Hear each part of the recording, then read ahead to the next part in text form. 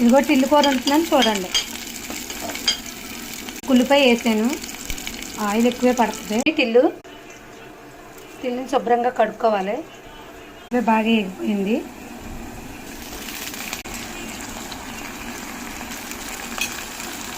డబ్బులు అవుతాయి కదండి, ఇదంతా రాదు.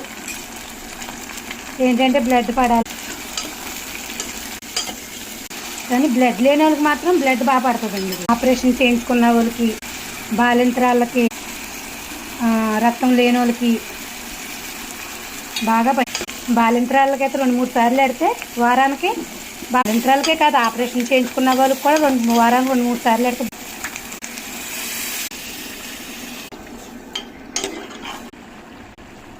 ఇదిగోండి ఉడుకుతుంది. ఇదిగోండి టిల్లు కూర అయిపోయింది. ఎంత నూనె కోసం చూసారా, నూనె అసలు లేదు. నూనె తీర్చద్దు.